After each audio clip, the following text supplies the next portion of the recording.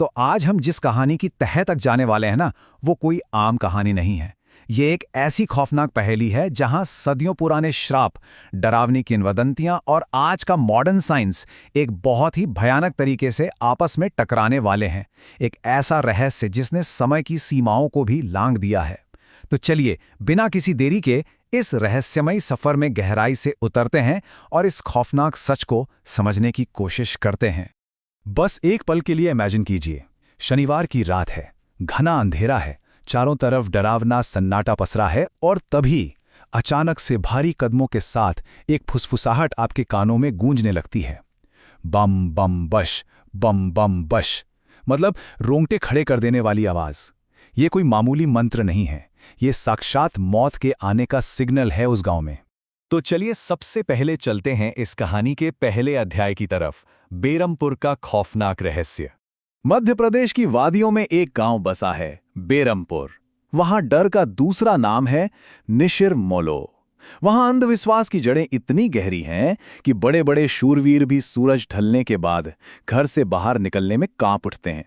वहां की लोक कथाओं की माने तो निशिर मोलो वो चार भयानक आदमी हैं जो रात के घने अंधेरे में अपने कंधों पर एक ताबूत उठाकर चलते हैं। कहानी में एक लड़का है मदन।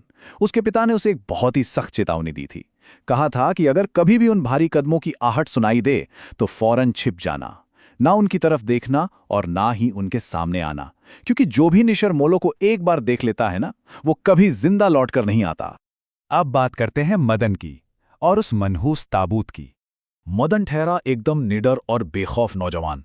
उसे इन पुरानी बातों पर जरा भी यकीन नहीं था। उस शनिवार की रात उसने अपने पिता की बात को एकदम इग्नोर कर दिया और दोस्तों से मिलने निकल पड़ा, उसी जंगल के पगडंडी वाले रास्ते से। लेकिन जैसे ही उसने वो भयानक बम बम बश की आवाज सुनी ना, उसका सारा घमंड चकनाचूर हो गया। वो तुरंत झाड़ियों में छुप गया, अपनी सांसें तक रोक ली।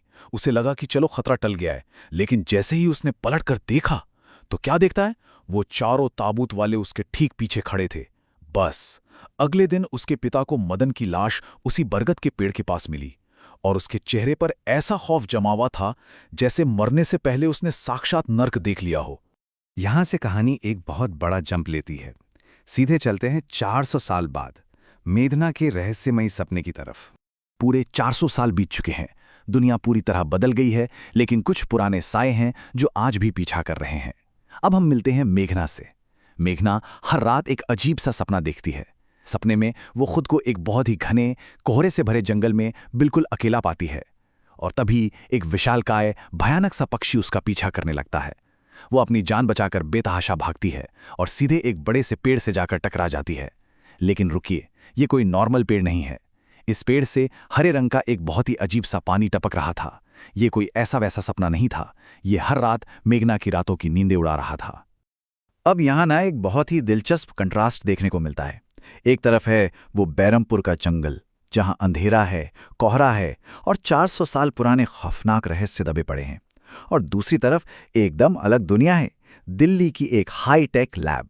यहाँ प्रोफेसर जयदेव के अंडर एक एंटीडोट पर काम चल रहा है और हमारी मेघना अपनी लैब पार्टनर इशिता के साथ इसी रिसर्च में लगी हैं। ये दोनों पूरी तरह से साइंस पर भरोसा करने वाली लड़कियां हैं। अब जरा सोचिए, जब पक्के तर्क और सदियों पुराने अंधविश्वास का आमना सामना होगा तो वो कितना खौफनाक होगा। और इसी रिसर्च के दौरान सामने आता है एक नाम, मृत्युंजय अमृत। होता यह है कि इशिता को पुरानी दंत कथाओं की एक किताब मिलती है। इस किताब में एक बड़े ही अनोखे हरे लिक्विड का जिक्र किया गया था। लिखा था कि यह अमृत हर पूर्णिमासी की रात यानी फुल मून नाइट को एक खास पेड़ से टपकता है। लेकिन असली शौक तो तब लगता है जब मेघना उस किताब में बने पेड़ की तस्वीर देखती है। उसके तो जैसे रोंगटे ही खड़े हो जाते हैं, क्योंकि किताब में छपा हुआ वो पेड़ बिल्कुल हूबहू वही पेड़ था जो उसे रोज अपने डरावने सपने में दिखता था। मतलब ये कोई इत्तेफाक तो नहीं हो सकता था ना। और यहीं से शुरू होती है बेरमपुर की वो डरावनी यात्रा। शहर की उस सेफ दुनिया को छोड़कर ये दोनों लड़कियां निकल पड़ती हैं उस पुराने रहस्य की तह तक जाने।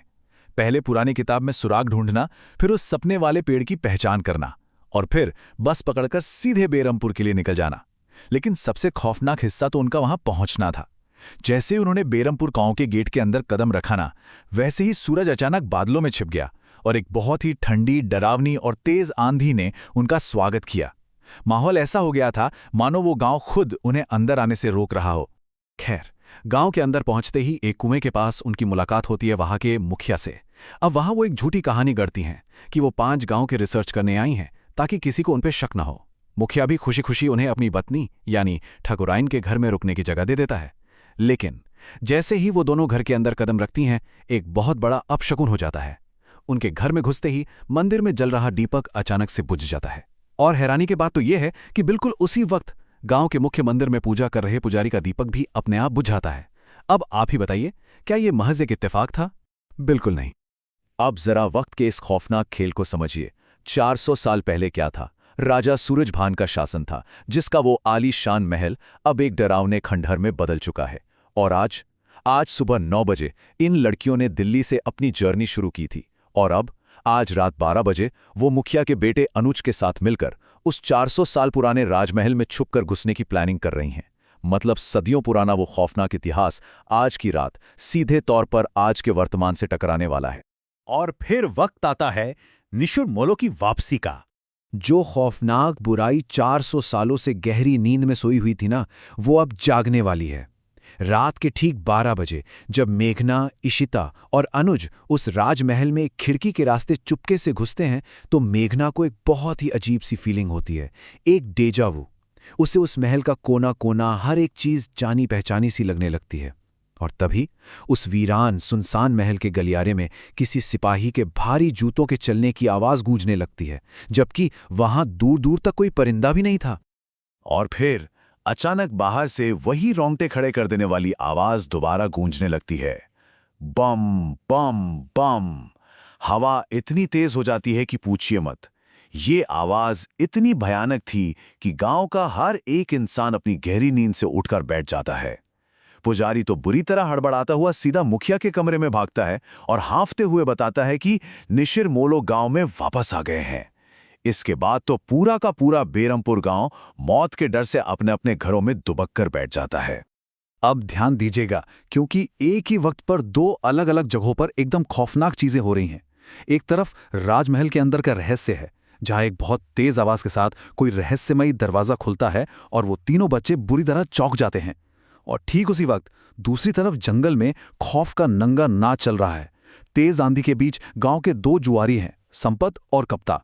उनके ठीक सामने वो लाल चमकती आंखों वाले 4 भयानक आदमी यानी निशिर मोलो अपना वो मनहूस ताबूत लेकर आकर खड़े हो जाते हैं। और फिर जो होता है वो किसी भी बुरे सपने से ज्यादा डरावना है। जंगल में संपत और कप्ता के ठीक सामने रखे उस ताबूत का ढक्कन अचानक से अपने आप खुल जाता है, और उसके खुलते ही अंदर से एक इतनी भयानक, इतनी दिल दहला देने वाली चीख निकलती है ना, जिसे सुनकर पूरे गांव के लोगों का खून मानो नसों में जम जाता है। यकीन मानिए, वो चीख किसी इंसान की तो हो ही नहीं सकती थी। वो सीधा सीधा किसी बहुत बड़ी और भयानक अनहोनी का सिग्नल थी। अब इस खौफनाक मोड़ पर आकर ना दिमाग में कई सारे सवाल घूमने लगते हैं। आखिर ये निशिर मोलो हैं कौन? और ये मृत्युंजय अमृत का असली रहस्य क्या है? मेघना का उस राजमहल, उस रहस्यमयी पेड़ और 400 साल पुराने उस इतिहास से आखिर क्या कनेक्शन है? सोचिए जरा, साइंस और अंधविश्वास की ये टक्कर आगे कौन सा नया और भयानक मोड़ लेगी? इस अनसुलझे राज पर विचार जरूर कीजिएगा, क्योंकि कहानी अभी खत्म नहीं हुई है।